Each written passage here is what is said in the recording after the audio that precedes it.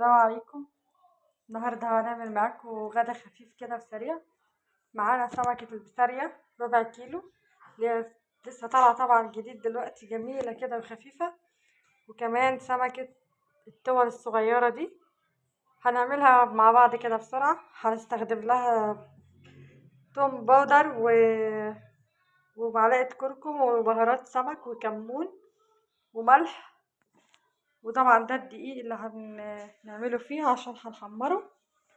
وهنستخدم 2 حبة من الفلفل الأخضر و2 حبة من الطماطم وليمونة و4 5 فصوص من الثوم. هنضربهم في الخلاط ونرجع مع بعض.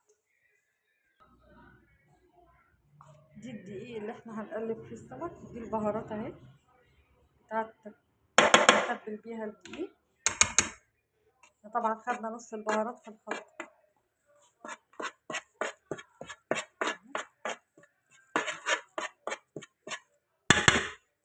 طبعا اسلم طريقة اللي تفتحي فيه الثلاجة وتعملي فيه علشان ما تبهدليش الدنيا يعني.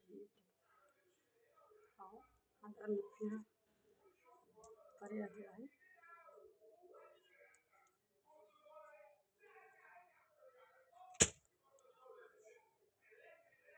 هعملها معاكم حالا وارجع. وده شكلها بعد ما حطيتها في الدقيق. هنسيبها دقيقة تشرب الدقيق بتاعها بالتتبيلة، ونعمل مع بعض البسارية عشان البسارية بتحتاج معاملة خاصة شوية. هنجيب لها ايه بقى بالشكل ده الدقيق اهو، وهنحطها هي على الدقيق من فوق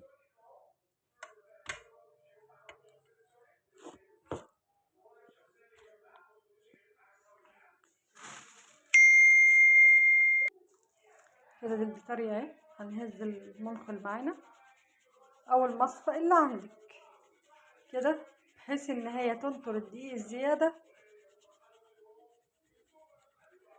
وكمان ما تتهريش. ودي بقى كمية السمك بعد ما عملناها كلها بالدقيق. نحطها بقى معانا في الزيت. بسم الله.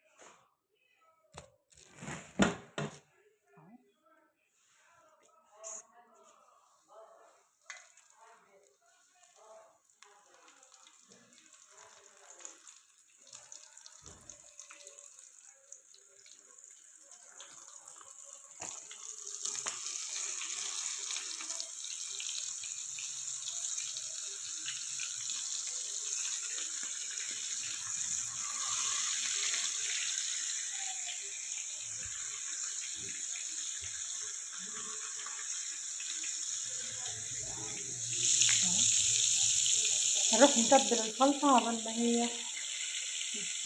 هنقلب السمكة على الوش التاني بالشكل ده مع بعض اهو.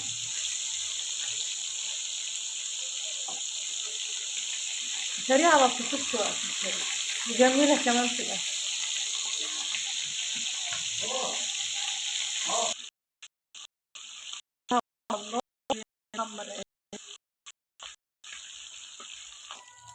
وصل معايا باللون الذهبي الجميل ده. بقى نطلعه على ورق زبدة، على مناديل مطبخ، على ورق عادي، المهم يكون نضيف عشان يشرب مننا الزيت بالشكل ده.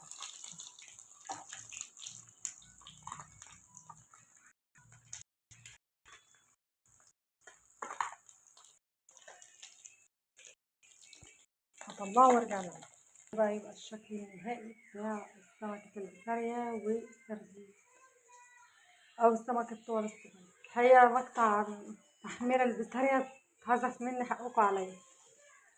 مرة تانية إن شاء الله هجيبها. دي الخلطة اللي احنا عملناها في الكبة، عبارة عن فلفل وطماطم وثوم، وتبلناها ببهارات سمك وكمون والملح والليمون. هنحطها عليها علشان نملحها كده. بسم الله. رشها رش كده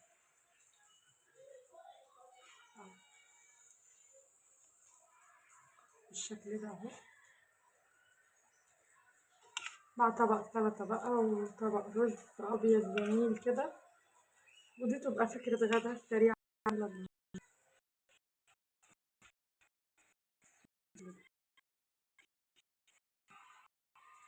شكلها جدا وطعمها جميل، سريعة وقت والله. حلو. متنسوش بقى تصلوا على النبي كده ودعوة حلوة.